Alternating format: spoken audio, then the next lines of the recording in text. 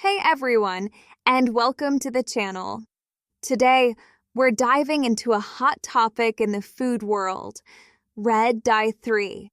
Beginning of 2025, the FDA just announced a ban, but what does that actually mean for you?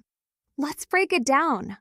Red dye 3, also known as erythrocene, is a synthetic food coloring derived from petroleum. It's used to give foods that vibrant, cherry red color. Sounds harmless enough, right? Well, not quite. The FDA recently revoked its authorization for red dye 3 in food and drugs due to studies linking it to thyroid cancer in male rats. Currently, the FDA states that the mechanism that caused cancer in rats doesn't occur in humans.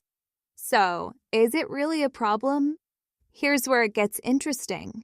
Back in 1990, red dye 3 was already banned from cosmetics and topical drugs under the Delaney Clause. This clause states that if a substance causes cancer in animals or humans, it can't be used in food. So, even though human studies haven't shown the same cancer link, the animal studies are enough to trigger this ban. You might be thinking, okay, so what foods actually contain this stuff? It's more common than you might think. While many companies have already removed it, it's still lurking in nearly 3,000 products, according to the Environmental Working Group. Common culprits include baking decorations, ice cream cones, frostings, frozen desserts, some soft candies, meal replacement drinks, cookies, toaster pastries, ice pops, baby foods, and hard candies. Beyond the cancer concerns, there's also been discussion about red dye 3's potential impact on children's behavior. Some studies have suggested a link between food dyes, including red dye 3 and hyperactivity and difficulty focusing. However, some experts argue that other factors, like emissions and overall diet, are more significant concerns. Here's the key takeaway. The FDA ban is in place, but manufacturers have until January 15, 2027, to remove red dye 3 from their products. So, for the next few years, it might still be on shelves. If you're concerned, the best thing to do is check your food labels.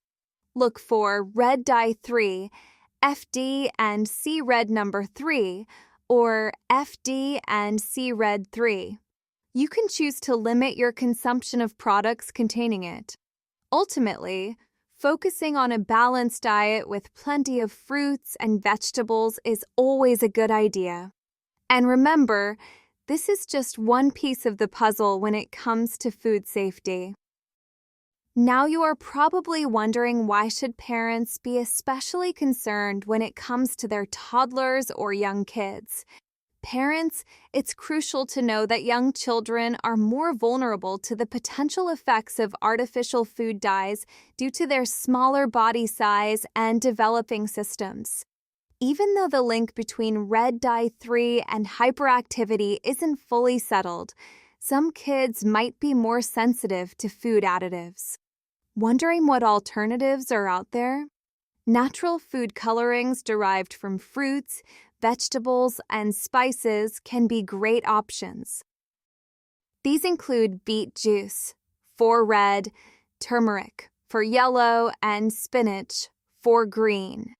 They not only add color, but also come without the health concerns associated with synthetic dyes. How to talk to your kids about food dyes. It's never too early to start teaching your kids about making healthier food choices. Explain why you're checking labels and avoiding certain ingredients. This can empower them to make informed decisions as they grow older and develop their eating habits. If you're looking for more information and want to stay updated on food safety, there are several resources available. Websites like the Environmental Working Group provide detailed information about food ingredients and their safety. Did you know that some other countries have already taken steps to ban or restrict artificial food dyes? For instance, the European Union requires warning labels on products containing certain synthetic dyes, and the UK has encouraged manufacturers to use natural alternatives. So, what are practical tips for reducing food dye intake? Try to prepare more meals at home using whole, unprocessed ingredients.